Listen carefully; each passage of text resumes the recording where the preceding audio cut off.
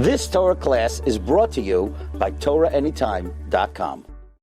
It's a great zechus to be in the Ponovezh Chelkas in Bnei Brak at the Kever of one of the great Rosh Yeshivas of Ponovezh, Rabbi Michel Yehuda Lefkowitz, who lived from 1913 to 2011, and was Rosh Yeshiva in Yeshiva Ponovezh L'Tzeirim for over 50 years, a member of Ma'atzas Gedolei HaTorah, but he was specifically renowned for having a very understanding relationship with his Talmidim, a relationship of great warmth and savlanos and love and acceptance. And he taught Talmidim, he taught their children, he even taught many of his Talmidim's grandchildren.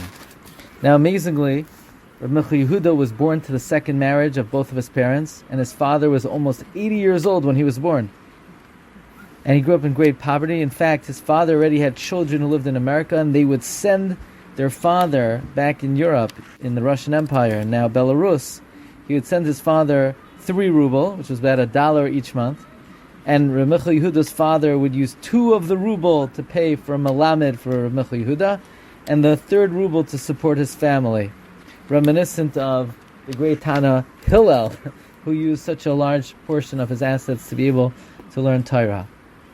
1936, Rabbi Michel Yehuda and his mother immigrated to Palestine.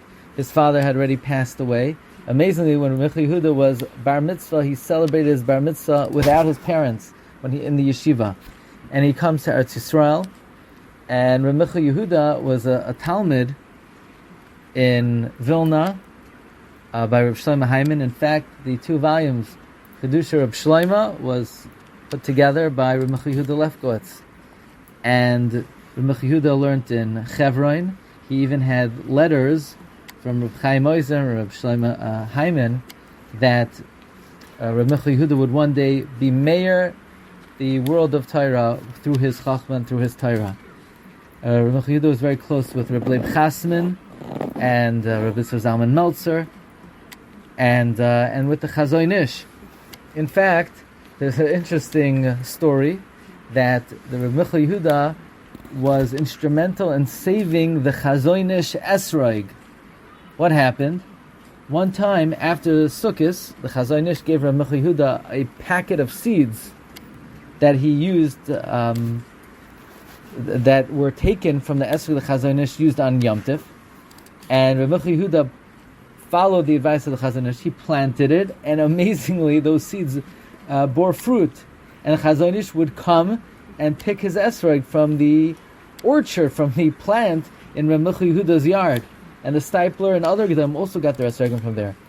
And since then, Reb Michel Yehuda allowed esrog growers to take samplings and shoots from that tree. And this tree is like supernatural. Because first of all, esrog trees usually grow only from the tree itself, or a cutting, but not from seeds. Usually, an esrog cannot develop just from seeds, and the esrogim that grow from seeds usually don't produce fruit.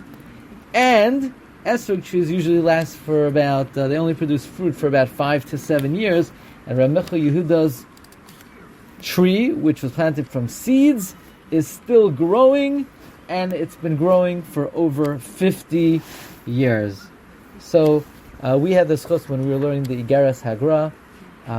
We used the volume with Ha'aros of Rabbi Michel Yehuda Lefkowitz, one of the beloved fathers of the Bnei HaYeshivos. Zechusa Yagein Aleinu Va'al Kol Yisrael. Amen.